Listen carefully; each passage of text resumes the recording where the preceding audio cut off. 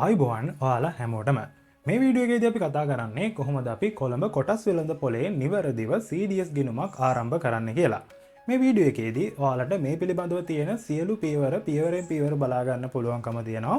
ඔයාලටත් පුළුවන් මේ වීඩියෝ එක බලලා ඔයාලගේ CDS ගිණුම නිවැරදිව හදාගන්න. ඉතින් වැඩි කතා නැතුව අපි යමු වීඩියෝ එකට ගිහිල්ලා බලමු කොහොමද කොළඹ කොටස් වෙළඳ පොලේ නිවැරදිව CDS ගිණුමක් අපි ආරම්භ කරන්න කියලා. account එක හදාගන්න විදිය ගැන මුලින්ම කතා කරන්න කලින් මම ඔයාලට කියලා ඉන්නම් මේ account එක හදාගෙන යනකොට අපිට අවශ්‍ය වෙන document කිහිපයක් තියෙනවා. මේ document මොනවාද කියලා. ඉතින් මෙතනදී ඔයාලට අවශ්‍ය වෙන්නේ ඔයාලගේ national ID card එක අවශ්‍ය වෙනවා. ඒ වගේම ඔයාලගේ bank account එක පොඩි statement එකක් මෙතනට අවශ්‍ය වෙනවා. එතනදී ඒ statement එකේ ඔයාලගේ address එක පෙන්වුම් කරන්න ඕනි. ඒ වගේම ඔයාලගේ name එක, ඔයාලගේ bank account number එක කියන මෙන්න මේ තොරතුරු ටික පෙන්වුම් කරන්න ඕනි. මේක ඔයාලා බැංක් එකට ගිහිල්ලා ගන්න අවශ්‍යතාවයක් නැහැ. ඔයාලට පුළුවන් ඔන්ලයින් බැංකින් වගේ යූස් කරනවා නම් ඒ හරහා ඔයාලා ඩවුන්ලෝඩ් කරගන්න ස්ටේට්මන්ට් එකක් මේ සඳහා භාවිතා කිරීමේ හැකියාව තියෙනවා. ඒ වගේම ඔයාලගේ national ID card එකේ ඔයාලගේ නමේ මොන හරි ගැටලුවක් තියෙනවා නම් surname එකේ වෙන්න පුළුවන්, ඒකේ තියෙන අනිත් name වල වෙන්න පුළුවන්. මොන හරි ගැටලුවක් තියෙනවා නම් ඔයාලට පුළුවන් අමතර ඩොකියුමන්ට් එකක් විදියට ඔයාලගේ birth certificate එක මේ සඳහා ඉදිරිපත් කරන්න පුළුවන්. ඉතින් ඒ විදිහේ ගැටලුවක් තියෙනවා නම් birth certificate එකත් ළඟින් තියාගන්න account එක හදන්න පටන් ගන්න කලින්. ඒ වගේම ඔයාලට මෙතනදී selfie ඡායාරූපයක් ලබා දෙන්න තියෙනවා verification එකක් විදියට. ඒ නිසා selfie ඡායාරූපයක් ගොඩක්ම පැහැදිලිව ලබා ගන්න පුළුවන් mobile phone එකක් මේ සඳහා භාවිතා කරන්න කියලා මම ඔයාලට මතක් කරනවා. හරි, දැන් අපි account එක හදාගන්න පටන් ගමු. ඔයාලට මුලින්ම කරන්න තියෙන්නේ යන්න Google Play Store එකට. Play Store එකට ගිහිල්ලා search කරන්න මේ විදියට CSC mobile app කියලා. එතකොට ඔයාලට මේ පෙන්눔 කරන app එක බලා ගන්න පුළුවන්. ඔයාලට කරන්න තියෙන්නේ දැන් මේ mobile app එක ඔයාලගේ phone එකට install කරගන්න තියෙන්නේ. දැනට මම මේ mobile app එක මගේ phone එකට install කරගෙන තියෙන්නේ. මම මේ විදියට යනවා දැන් CSC mobile app එකට. CSC mobile app එකට අපි මුලින්ම යනකොට දැන් ඔන්න අපිට කියනවා අපිට හුරු පුරුදු භාෂාව තෝරා ගන්න කියලා. මෙතනදී ඔයාලට භාෂා තුනම තියෙනවා. සිංහල, දෙමළ, ඉංග්‍රීසි කියන භාෂා තුනම තියෙනවා. ඔයාලට හුරු පුරුදු භාෂාවක් මෙතනදී තෝරා ගන්න පුළුවන්. මම මෙතනදී ඉංග්‍රීසි භාෂාව තෝරා ගන්නවා. එතනින් පස්සේ යනවා ඊළඟ පියවරට. ඊළඟ පියවරේදී දැන් ඔන්න ඇවිල්ලා තියෙනවා Colombo Stock Exchange කියලා පෙන්වුම් කරලා තියෙනවා. ඔයාලට continue with Apple යන්න පුළුවන්. ඒ වගේම continue with Google යන්න පුළුවන්. ඔයාලගේ තියෙන account අනුව ඔයාලට කැමති option එකක් තෝරා ගන්න පුළුවන්. ඉතින් මම මෙතනදී continue with Google කියන option එක තෝරා ගන්නවා. ඔයාලා continue with Google කියන option එක තෝරා ගන්නවා නම් ඔයාලා මෙතනදී සැලකිලිමත් වෙන්න ඕනේ. ඔයාලගේ Google account එක active තියෙන්න ඕනේ. ඒ වගේම CDS ගිණුම විවෘත කරගන්නත් මේ account එකම භාවිතා කරන්න ඔයාලා වග බලා ගන්න ඕනේ. ඒ නිසා ඔයාලගේ නිවැරදි තොරතුරු තියෙන Google account එකක් මෙතනදී භාවිතා කරන්න. ඒ විදිහට අපි Google account එක තෝරා දුන්නාම මේ විදිහට අපි එක්කන් එනවා ඊළඟ පියවරට. දැන් ඔන්න ඇවිල්ලා තියෙනවා create a login කියලා පෙන්වුම් කරලා තියෙනවා. ඔයාලා තෝරලා දුන්න Google account එකේ තියෙන තොරතුරු අනුව. ඔයාලගේ email address එක පෙන්වුම් කරලා තියෙනවා. ඒ වගේම ඔයාලගේ first name එක last name එක කියන මේ තොරතුරු මෙතනදී දැන් ඇවිල්ලා තියෙනවා. ඊළඟට කරන්න තියෙන්නේ අපේ mobile number එක ලබා දෙන්න. ඉතින් country code එක විදිහට ධන 94 ඇවිල්ලා තියෙනවා ශ්‍රී ලංකාවේ country code එක. එතනින් පස්සේ ඔයාලට කරන්න තියෙන්නේ මේ හිස්තැනේදී බිඳුව නැතුව ඔයාලගේ mobile number එක enter කරගන්න තියෙන්නේ. ඊට පස්සේ ඔයාලගේ දිස්ත්‍රික්කය select කරලා දීලා මේගොල්ලන්ගේ මේ terms and condition වලට මේ දේවල් වලට agree කරලා ලබා දීලා create an account කියන button එක click කරගන්න තියෙන්නේ. create an account කියන button එක click කළාම ඊළඟට අපිට කරගන්න තියෙන්නේ අපි ලබා දුන්නු phone number එක verify කරගන්න තියෙන්නේ. ඉතින් ඔයාලගේ phone number එකට මෙයාලා OTP code එකක් එවනවා. ඒ OTP code එක ලබා දීලා ඔයාලට පුළුවන් phone number එක verify කරගන්න. ෆෝන් නම්බර් එකත් වෙරිෆයි කරගත්තාම ඊළඟට කියන්නේ මේ ඇප් එකට ඔයාලගේ ඔතෙන්ටිකේටර් ලින්ක් කරගන්න කියලා කියනවා. ඉතින් ඔයාලගේ ෆින්ගර්ප්‍රින්ට් එක වෙන්න පුළුවන්, පාස්වර්ඩ් එක වෙන්න පුළුවන්, ඒ වගේම ෆේස් ලොක් එක වෙන්න පුළුවන්. ඔයාලට කැමති සිකියුරිටි ඔප්ෂන් එකක් භාවිතා කරලා ඔතෙන්ටිකේටර් එක ලින්ක් කරගන්න පුළුවන් මේ ඇප් එකට. ඉතින් ඒ විදිහට අපි ෆෝන් නම්බර් එක ඒ වගේම ඔතෙන්ටිකේටර් එකක් ලින්ක් කරගත්තාම අපිට සාර්ථකව අපේ account එකට login වෙන්න පුළුවන්කම තියෙනවා. ඉතින් මෙතන ඉඳන් තමයි අපි CDS ගිණුම නිර්මාණය කරන්න පටන් ගන්න හදන්නේ. ඔයාලා මේ page එකට ආවම ඔයාලට පේනවා මේ මැදින්ම button එකක් පෙන්වුම් කරලා තියෙනවා our service කියලා. ඔයාලා මේ button එක click කරගන්න ඕනේ. මෙතන click කළාම දැන් ඔන්න පෙන්වුම් කරලා තියෙනවා උඩින්ම දක්වලා තියෙනවා open new CDS account කියලා option එකක් තියෙනවා. අපි මේක තමයි දැන් click කරගන්න ඕනේ. මෙතන click කළාම ඔයාලට මේ විදිහට authorization එකක් එනවා. මේ විදිහට authorize කරගන්න තියෙනවා ඔයාලගේ authenticator එක. ඒක authorize කරාම දැන් ඔන්න මම ඔයාලට වීඩියෝ එකේ මුලින්ම කියපු ඔයාලට අවශ්‍ය වෙන දේවල් මොනවද මේ account එක හදාගන්න, ඒ වගේම සම්පූර්ණ කරන්න ඕනි කොහොමද කියලා මේ විස්තර ටික මුලින්ම දක්වලා තියෙනවා. ඔයාලට කියලා තියෙනවා ඔයාලගේ NIC card එක අවශ්‍ය වෙනවා කියලා තියෙනවා. ඒ වගේම බෑන්ක් account එක confirmation එකක් අවශ්‍යයි කියලා තියෙනවා. ඒ වගේම මේ අදාළ field සම්පූර්ණ කරන්න තියෙන ඉංග්‍රීසි භාෂාවෙන් කියලා දක්වලා තියෙනවා. හරි. මෙතනින් පස්සේ අපිට පුළුවන් මේ proceed button එක click කරලා මේක සම්පූර්ණ කරන්න ඒ පියවරයන් වලට යන්න පුළුවන්කම තියෙනවා. CDS account එක හදාගන්න අපිට පියවරයන් 7ක් සම්පූර්ණ කරන්න තියෙනවා. මේ පියවරයන් වලදී පළවෙනි එක විදියට දැන් ඔන්න කියලා තියෙන අපේ personal details ටික ලබා දෙන්න කියලා. එතනදී මුලින්ම තියෙන්නේ ඔයාලගේ title එක විදියට ඔයාලට ගැලපෙන එක මෙතනදී තෝරලා ලබා දෙන්න පුළුවන්. මම දැන් මෙතනදී මේක තෝරලා තියෙනවා මට ගැලපෙන එක. ඔයාලගේ ඒ ගැලපෙන එක තෝරලා දෙන්න පුළුවන්. ඊට පස්සේ තියෙන්නේ ඔයාලගේ මුලකුරු වලින් ඔයාලගේ name එක දක්වන්න තියෙන්නේ. ඉතින් මම ඔයාලට මෙතනදී පෙන්눔 කරලා තියෙනවා. ඔයාලට පුළුවන් ඔයාලගේ name එක මේ විදියට මුලකුරු වලින් කියවෙන්නේ කොහොමද කියලා මෙතනදී දක්වන්න පුළුවන්. එතනින් පස්සේ තියෙන්නේ ඔයාලා අතනදී දක්වපු ඒ මුලකුරු වලින් පැහැදිලි වෙන්නේ මොන name එකද කියන එක ඔයාලගේ සම්පූර්ණ නම මේ දෙවෙනි තැනදී තුන්වෙනි තැනදී ඔයාලට පුළුවන් සම්පූර්ණ කරගන්න. එතනින් පස්සේ තියෙනවා last name as NIC කියලා දක්වලා තියෙනවා. ඒ කියන්නේ ඔයාලගේ ජාතික හැඳුනුම්පතේ අන්තිමට සඳහන් වෙන නම ඔයාලට මෙතනට ලබා දෙන්න තියෙන්නේ. උදාහරණයක් විදියට ගත්තොත් කසුන් චාමර දිසානායක කියලා එතෙන් දිසානායක කියන කොටස තමයි අන්තිමටම තියෙන්නේ. අන්න ඒ නම තමයි ඔයාලා මෙතනදී මේ last name as NIC කියන දැනට ලබා දෙන්න තියෙන්නේ. එතනින් පස්සේ ඔයාලගේ email address එක මේ විදියට default ඇවිල්ලා තියෙනවා. ඔයාලට මතකයි අපි මුලින්ම account එකක් හදාගත්ත Google account එකක් ලබා දීලා ඒ Google account එකේ තිබුණ email address එක මෙතනට ඇවිල්ලා තියෙනවා. දැන් ඔයාලට බලා ගන්න පුළුවන් ඒක අපිට මෙතනදී වෙනස් කරන්න හැකියාවක් නැහැ. එතනින් පහලට ආවම ඔයාලගේ gender එක විදියට select කරගන්න පුළුවන් male or female විදියට ඔයාලට ගැලපෙන පරිදි එක select කරගන්න පුළුවන්. ඊළඟට ඔයාලගේ national ID card number එක මෙතනදී ලබා දෙන්න තියෙනවා. ඒක ලබා දීලා නැවතත් confirm කරගන්න නැවත වතාවක් NIC number එක enter කරගන්න තියෙනවා. එතනින් පහලට ආවම අපිට සම්පූර්ණ කරන්න අවශ්‍යම කොටසක් විදියට තියෙන්නේ ඔයාලගේ උපන්දිනය select කරලා ලබා දෙන්න තියෙනවා. ඒක ඉතින් ඔයාලට මෙතන මේ calendar එකෙන් select කරලා ලබා දෙන්න පුළුවන්. ඊළඟට මොබයිල් නම්බර් එකත් අපි අතනදී වෙරිෆයි කරගත්ත මොබයිල් නම්බර් එක මෙතනදී ඇවිල්ලා තියෙනවා. ඒක මෙතනදී වෙනස් කරන්න හැකියාවක් නැහැ. ඊළඟට අපිට සම්පූර්ණ කරන්න තියෙන වැදගත්ම කොටසක් විදියට තියෙන්නේ අපි තෝරාගෙන ඉන්න ස්ටොක් බ්‍රෝකර් ෆර්ම් එක කවුද කියලා සිලෙක්ට් කර ගැනීම. ඉතින් ඔයාලා account එක හදන්න පටන් ගන්න කලින් මේ පිළිබඳව හරියට තීරණය කරගෙන ඉන්න. ඔයාලට ස්ටොක් බ්‍රෝකර් ෆර්ම් පිළිබඳව හරියට අදහසක් නැතිනම් පුළුවන් කොළඹ කොටස් වෙළඳපොලේ වෙබ්සයිට් එකට ගිහිල්ලා බලන්න. එතෙන්දී ඔයාලට බලා ගන්න පුළුවන් කොළඹ කොටස් වෙළඳපොලේ ඒ විදිහට ඉන්න ස්ටොක් බ්‍රෝකර් ෆර්ම් පිළිබඳව තියෙන විස්තර වලින් එයාලට කතා කරලා බලන්න පුළුවන්.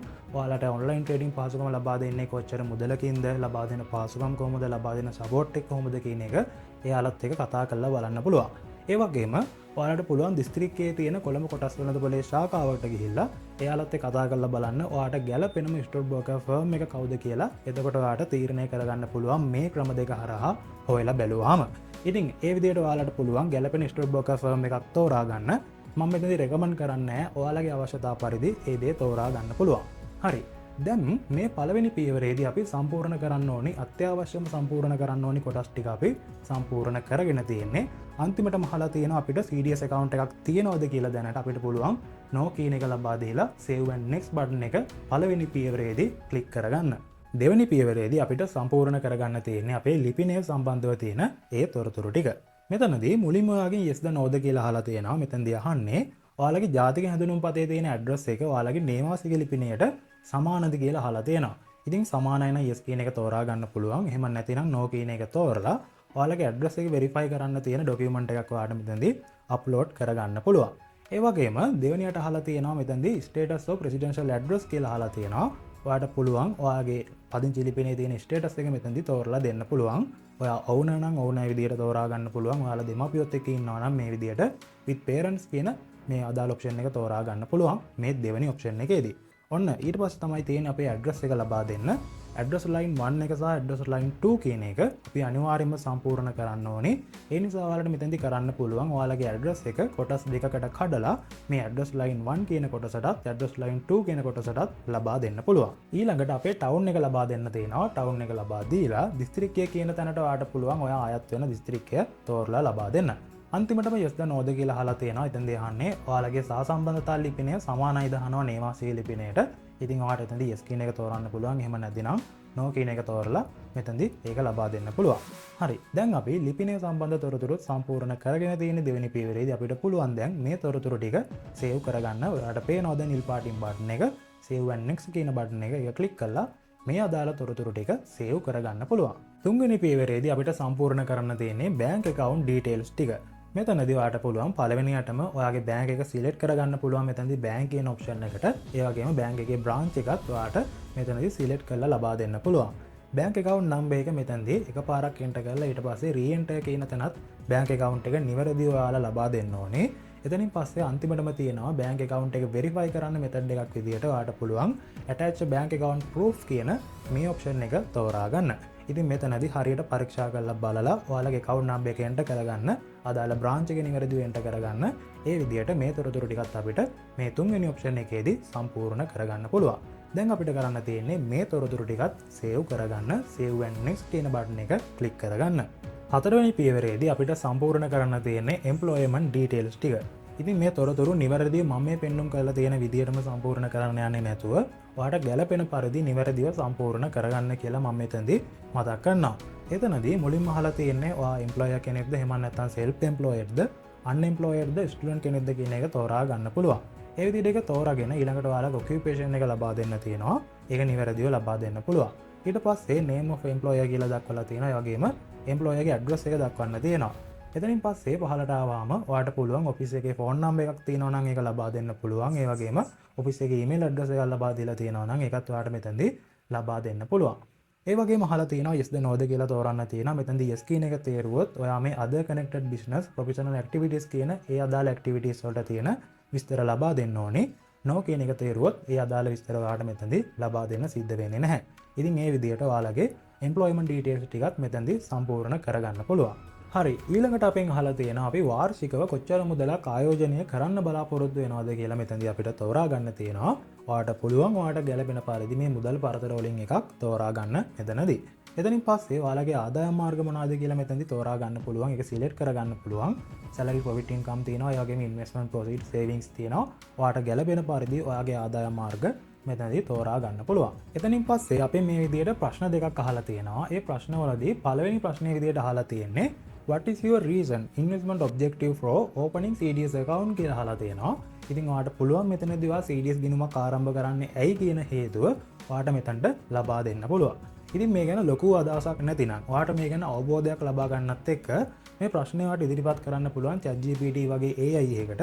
එතෙන්දී ඔයාගේ අදහසත් ඉදිරිපත් කරලා ඒ පිළිබඳව තියෙන අවබෝධයක් ලබාගෙන ඔයාලට මෙතනට විස්තරයක් හදා ගන්න පුළුවන්.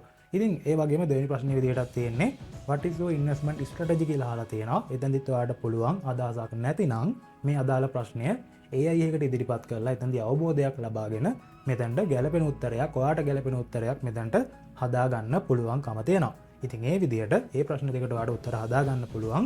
ඔයාලට නොතේරෙන තැනක් තියෙනවා නම් පහලින් කමෙන්ට් එකක් දාන්න. මට පුළුවන් විදිහට ඔයාලට උදව් කරන්න බලාපොරොත්තු වෙනවා මේ අදාළ ප්‍රශ්න දෙකට උත්තර හොයාගන්න. එතනින් පහලට ආවම දැන් ඔන්න අපෙන් අහලා තියෙනවා අපි ගණදෙනු කරන්න බලාපොරොත්තු වෙන්නේ මොන ක්‍රමවේද හරහාද කියලා අහලා තියෙනවා. අපේක්ෂිත ගණදෙනු ආකාර මොනවාද කියලා අහලා තියෙනවා. ඉතින් ඔයාලට පුළුවන් මෙතනදී බැංක් ෆන්ඩ් ට්‍රාන්ස්ෆර් තෝරා ගන්න පුළුවන්, චෙක් තෝරා ගන්න පුළුවන්, කෑෂ් තෝරා ගන්න පුළුවන්. ඔයාලට ගැළපෙන ගණදෙනු ආකාරයක් මෙතනදී තෝරා ගන්න පුළුවන්. මම මෙතනදී බැංක් ෆන්ඩ් ට්‍රාන්ස්ෆර් කියන එක තෝරාගෙන තියෙනවා. එතනින් පස්සේ අහලා තියෙන ප්‍රශ්න දෙකට බොහෝ දුරට එන්නේ no කියන එක. ඔයාලට මේ ප්‍රශ්න වලට yes කියන එක එනවා නම් අදාළ තොරතුරු yes කියන එක තෝරාගෙන ලබා දීමේ හැකියාව තියෙනවා. ඉතින් බහුතරයක් විදිහට මේ අදාළ දෙකට එන්නේ no කියන එක මේ වීඩියෝ එක බලන කෙනෙක් නම් ඔයාලට පුළුවන් ගැළපෙන පරිදි ඒ අදාළ ප්‍රශ්න වලටත් උත්තර මෙතනදී තෝරා දෙන්න පුළුවන්. හරි. දැන් අපි මේ පියවරේදීත් අදාළ තොරතුරු ටික සම්පූර්ණ කරගෙන තියෙන්නේ. අපි දැන් මේ තොරතුරු ටිකත් සේව් කරගෙන ඊළඟ පියවරට යමු. පස්වෙනි පියවරට ආවම මෙතනදී අපෙන් අහලා තියෙන්නේ අපි දේශපාලනයට සම්බන්ධ පුද්ගලයෙක්ද දේශපාලනිකව නිරාවරණය වූ පුද්ගලයෙක්ද කියලා අහලා තියෙනවා. ඉතින් ඔයාලා මෙතනදී බොහෝ දුරට මෙතනදී no කියන එක තමයි එන්නේ මේ වීඩියෝ එක බලන කෙනෙක් නම් එහෙම අදාළ තත්ත්වයක් තියෙනවා නම් ඔයාලට පුළුවන් yes කියන එක තෝරාගෙන ඒ තොරතුරු ටික මෙතනට ලබා දෙන්න. මම මෙතනදී no කියන එක තෝරාගෙන මේ පස්වෙනි පියවරත් සේව් කරගෙන ඊළඟ පියවරට යනවා. දැන් අපි ඇවිල්ලා තියෙන්නේ අපේ තොරතුරු ලබා දෙන්න තියෙන අවසාන පියවර වෙන 6 වෙනි පියවරට. 6 වෙනි පියවරේදී අපිට කරන්න තියෙන්නේ අපේ ડોකියුමන්ට් ටික අප්ලෝඩ් කරන්න තියෙන්නේ වෙරිෆිකේෂන් ડોකියුමන්ට් ටික අප්ලෝඩ් කරන්න තියෙන්නේ. එතෙන්දී මම ඔයාලට වීඩියෝ එකේ මුලින්ම කිව්ව අවශ්‍ය වෙන ડોකියුමන්ට් මොනවාද කියලා ඔයාලගේ ජාතික හැඳුනුම් පත අවශ්‍ය වෙනවා. ඒ වගේම බැංක් ડોකියුමන්ට් එකක් මෙතනදී අවශ්‍ය වෙනවා. ඒ වගේම අමතරව ඔයාලගේ බර්ත් සර්ටිෆිකේට් එකකුත් ඔයාලට ඕන නම් ඉදිරිපත් කිරීමේ හැකියාව තියෙනවා. පළවෙනියටම තියෙන්නේ ඔයාලගේ සෙල්ෆි එක ලබා දෙන්න.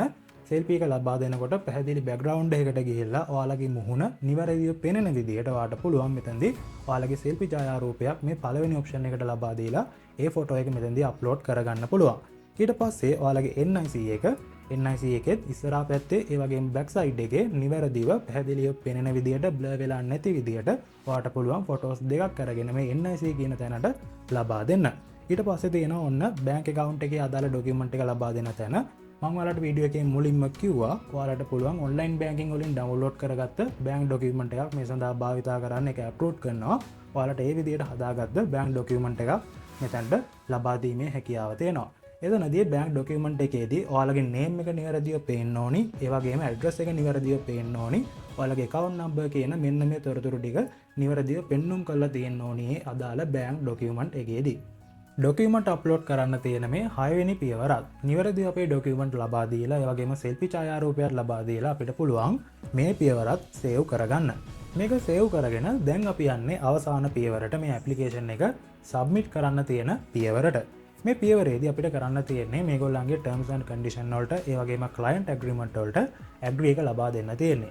ඉතින් සාමාන්‍ය කෙනෙක් නම් ඔයාලට මේ වීඩියෝ එකේ පෙන්눔 කරලා තියෙන විදිහට තමයි මේ දේවල් වලට agree එක ලබා දෙන්න තියෙන්නේ. එහෙම නැතිනම් ඔයාලට පුළුවන් මේ දේවල් කියවලා බලලා මේවට agree එක ලබා දෙන්න. මම දැන් මේ දේවල් වලට නිවැරදිව agree එක ලබා දීලා තියෙන්නේ. මම දැන් කරන්නේ මගේ ඇප්ලිකේෂන් එක මම තෝරාගත්ත ස්ටොක් බ්‍රෝකර් ෆර්ම් එකට සබ්මිට් කරන එක. මේ විදිහට මම දැන් සබ්මිට් බටන් එක ක්ලික් කරගන්නවා. මේ විදිහට අපි ඇප්ලිකේෂන් එක යොමු කරාම ඔයාලට ඊමේල් එකක් එවනවා සාමාන්‍යයෙන් විනාඩි 15ක් වගේ යනකොට ඔයාලගේ ඇප්ලිකේෂන් නම්බර් එක සඳහන් කරලා ඒ වගේම ඔයා තෝරාගත්ත අදාළ ස්ටොක් බ්‍රෝකර් ෆර්ම් එක සඳහන් කරලා ඔයාලට ඊමේල් එකක් එවනවා.